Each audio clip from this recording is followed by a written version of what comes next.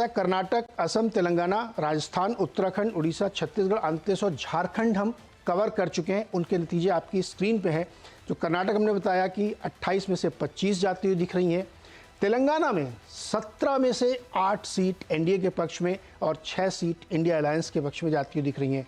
उड़ीसा में 21 में से 13 सीट उड़ीसा में बीजेपी प्लस के पक्ष में जाती हुई दिख रही है और 8 सीट अन्य में बीजू जनता दल शामिल है, उसके पक्ष में जाती हुई। छत्तीसगढ़ में 11 में से 10, आंध्र प्रदेश में बीजेपी प्लस उसमें टीडीपी भी शामिल है और पवन कल्याण की पार्टी भी शामिल है, उनके पास 18 सीट आती हुई दिख रही है। तो ये आज की अब तक की मोटी तस्वीर है, लेकिन अभी बहुत महत्वपूर्ण 2-3 राज्य बाकी हैं जिन पे हम आगे चर्चा करेंगे। लेकिन शुरुआत करते हैं, अपने मेहमानों के साथ परिचय कराते हैं आपको।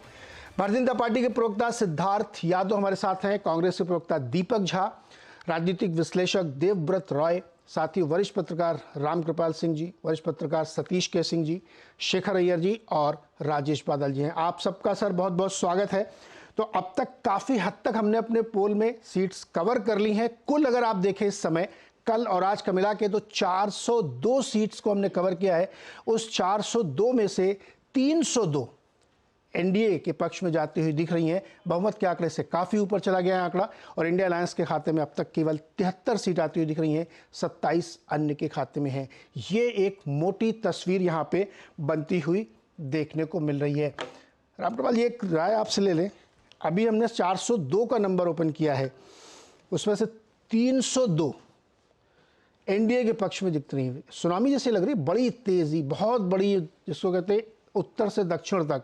आप तेलंगाना देखिए, केरल देखिए, तमिलनाडु देखिए, उड़ीसा देखिए और इधर अपने उत्तर प्रदेश में भी आ जाइए। किससे आप जी आपसे रामकृपाल जी, एक टिप्पणी आपकी, उसके बाद फिर चलते हैं मेहमानों के पास। अच्छा।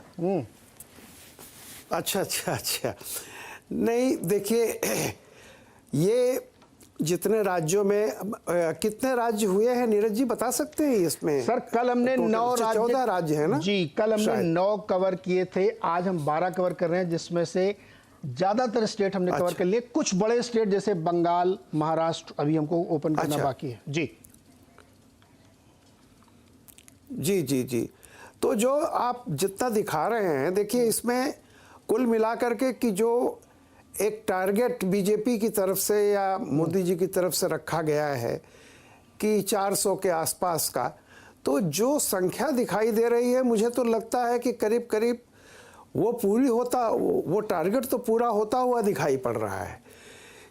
और एक हालांकि जैसे आपने आंध्र का किया, कहा जाता है कि दक्षिण भारत में बीजेपी का कुछ वो हमेशा गड़बड़ रहता है, लेकिन इस बार देखिए केवल केरल, तमिलनाडु में उस पर भी नहीं जा रहा हूँ कितना होगा, वो 2 को छोड़ दीजिए, तो जो आप आंध्र में दिखा रहे हैं, चाहे वो टीडीपी के साथ, तेलंगाना में जो दिखा रहे हैं, तो जिस तरह से एक जो शंका थी कि कहाँ से ये पूर्ति हो जाएगी, क्योंकि नॉर्थ में तो बहुत जगह पे पीक पे हैं, जैसे चाहे मध्य प्रदेश हो, गुजरात हो, बाकी जगहों पर, तो मुझे लगता है कि ये जो ट्रेंड है, ये जो 400 का लक्ष्य रखा गया है, हो सकता है 370, 380 के आसपास। मुझे ऐसा लगता है कि जो अब तक बाकी भी कुछ ओपिनियन पोल्स ने जो फिगर दी थी 370, 380 के आसपास की, तो मुझे लगता है कि ये 400 के आसपास पहुंच जाएगा।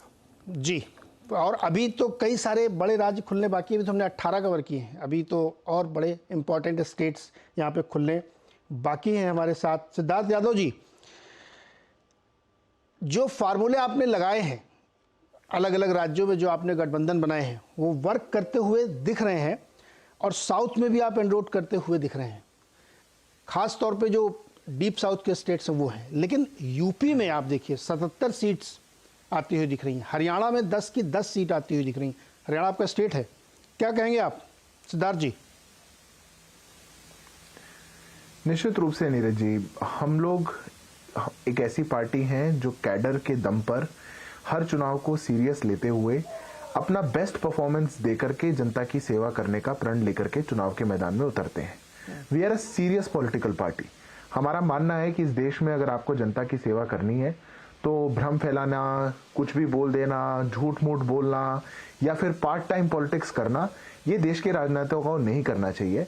और निश्चित रूप से अपना सब कुछ समर्पण के भाव के साथ इस देश की जनता का सेवा मन में भाव रखना चाहिए।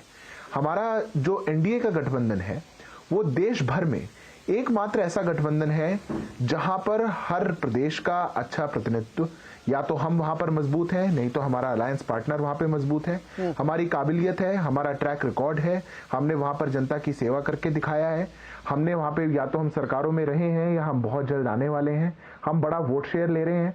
और इसीलिए एनडीए की जो मजबूती है पूरे देश भर में, वो हमको हमारा जो 370 भारतीय जनता पार्टी के लिए और 400 पार का नारा एनडीए के लिए जो है, उसको कहीं ना कहीं चरितार्थ करने में हम मानते हैं कि कोई भी कमी नहीं होने वाली। हमारे पास एक ऐसा नेतृत्व है जिस पर देश ही नहीं पूरी दुनिया विश्वास जता रही है, जिसको पूरी दुनिया कह रही है मोदी इज द बॉस। कोई ऑटोग्राफ मांगता है, कोई उनको आगे बढ़ना चाहता है, एक क्लियर विजन के साथ भारत के लिए एक ऐसा विजन कि अगले 25 साल में हम भारत को विकसित भारत कैसे बनाएंगे। 10 साल का रिपोर्ट कार्ड तो हम लेकर के जा रहे हैं, 25 साल का प्लान हम लेकर के जा रहे हैं, और इसीलिए आपके ओपिनियन पोल में रिफ्लेक्ट हो रहा है। कर्नाटक